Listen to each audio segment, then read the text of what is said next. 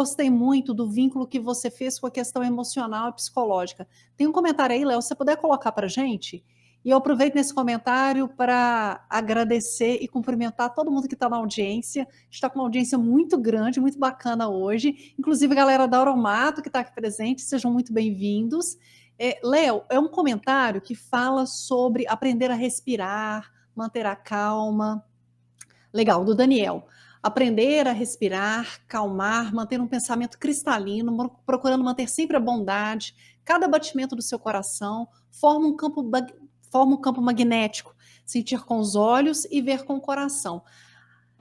Atividade física, ela conversa com esse equilíbrio emocional nosso, porque todo mundo começa a atividade física, começa assim agora vai, projeto verão, agora vai dar certo, ou estou sentindo através de alguma doença, mas a persistência vai depender muito daqui, né? Com certeza. De manter, assim, respiração, a calma, o centramento, o equilíbrio.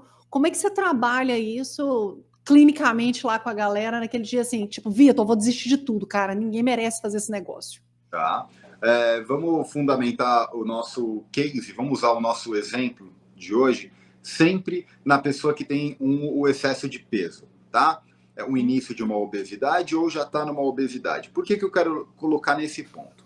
Gente, assim, o número de pessoas hoje que estão com IMC acima do normal é quase completo, tá? Sim. É muitas pessoas. Alguns estudos que estão saindo aqui esse ano estão começando a apontar que a cada 10 pessoas no mundo, 7 têm IMC acima. Então, é um número muito expressivo mesmo, e é por isso que eu acredito que, utilizando o exemplo de pessoas com sobrepeso, se assemelhe em outras pessoas que estão assistindo a gente, e as Sim. dicas vão ser aí, a parte teórica vai ser um pouco mais bem conduzida. Vamos lá.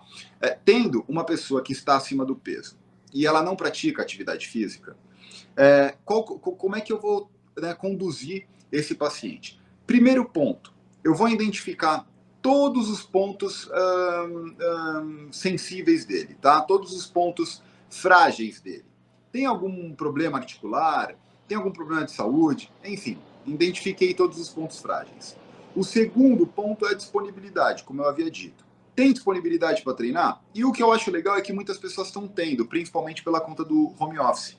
Sim. Mas também as empresas, elas estão cada vez mais estimulando o funcionário a ter o horário dele de autocuidado, né? Para que ele possa ali fazer um treinamento físico, um hobby, enfim. Então, esse é o segundo ponto. O terceiro é entender dele quanto que ele quer participar disso, quanto que ele está disposto a fazer essa mudança na vida dele, essa implementação na vida dele, tá?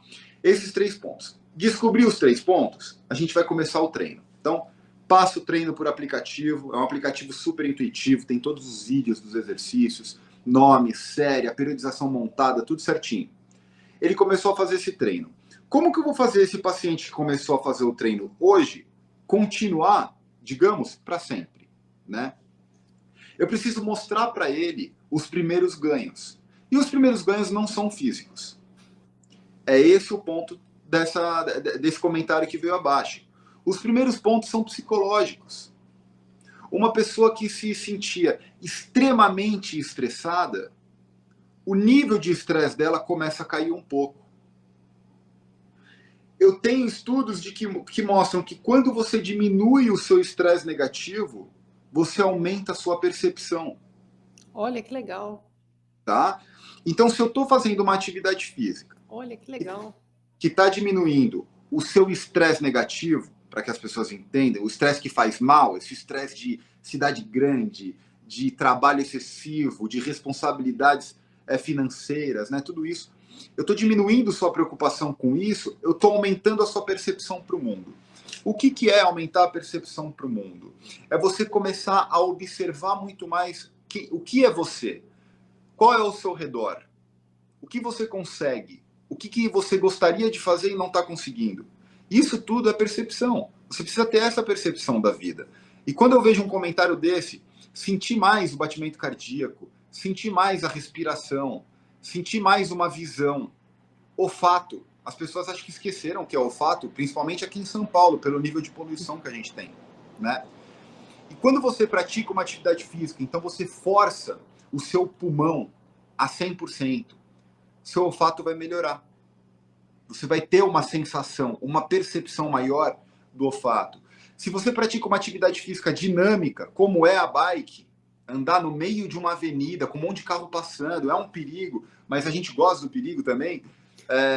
Andar de bicicleta aumenta a sua visão. Então você aumenta a sua percepção de visão. Você aumenta seu campo de visão. Você vai literalmente enxergar melhor as coisas.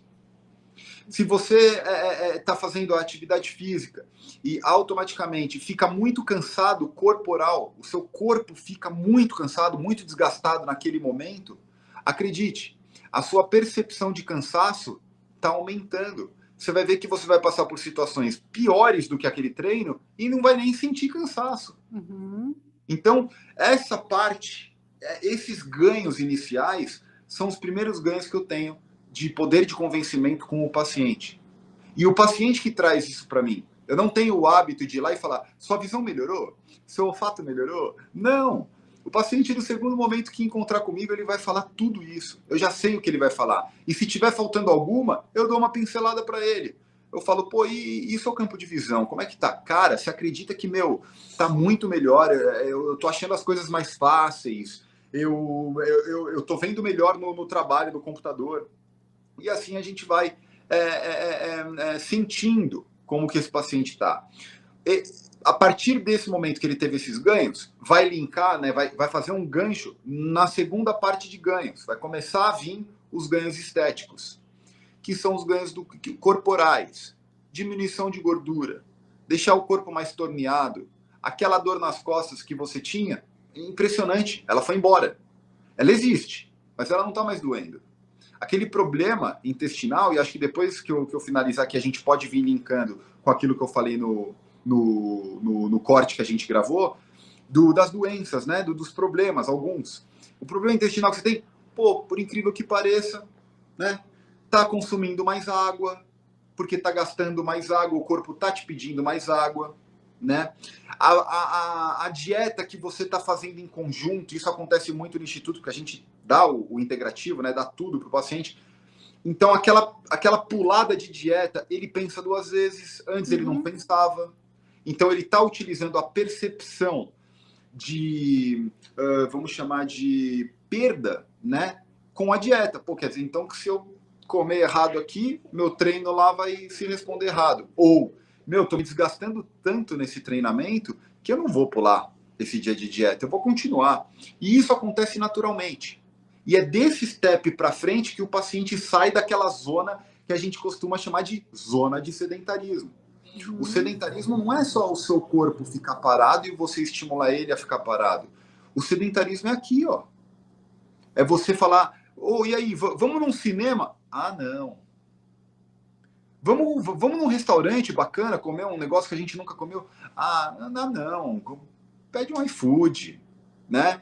Vamos pra praia? Vamos pra praia, vamos caminhar de manhã na praia? Ah, não. O máximo que eu vou é ficar no guarda-sol. Isso é uma mente sedentária. Sim. E eu também vou te falar, estudos mostram que sim, a mente sedentária existe muito. A gente deixa de sentir o poder que ela tem, a gente deixa de aproveitar aquele percentual alto que o cérebro oferece e acaba diminuindo ele. E eu estou falando de pessoas que têm sedentarismo mental e sedentarismo físico. São os dois caminhos para todo aquele mar de doença que a gente já comentou. Cara, eu tô achando tão massa isso que você tá falando. Vou te dizer por quê.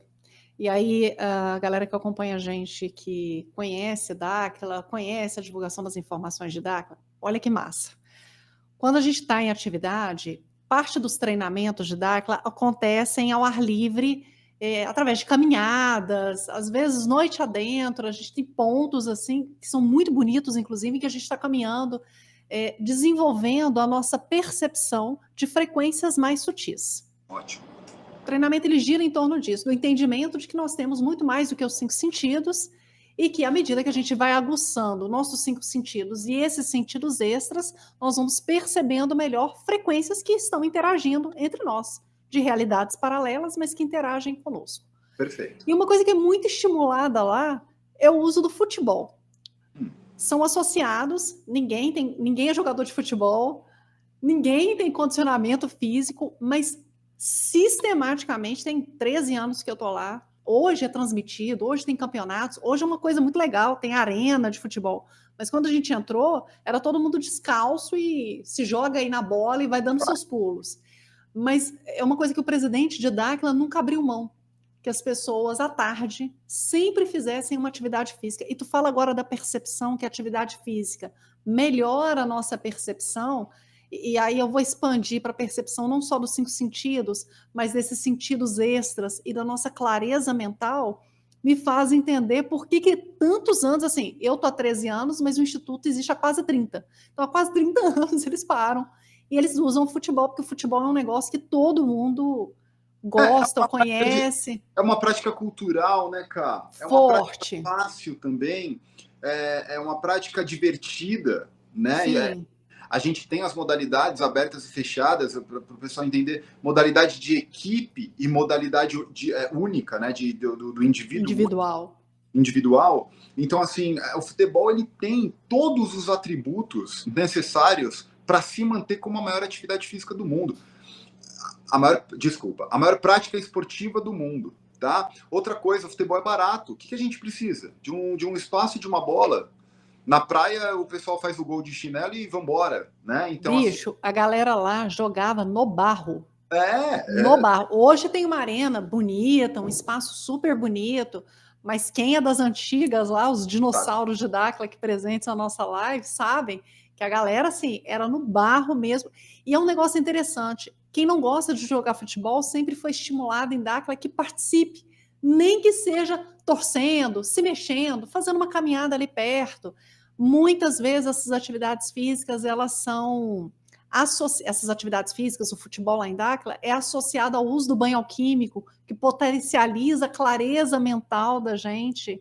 E agora, você trazendo essa perspectiva, sem nunca ter ido a Dáquila, né, que você ainda não conhece, traz uma visão assim muito mais ampla de algo que é passado meio que intuitivamente lá, sabe?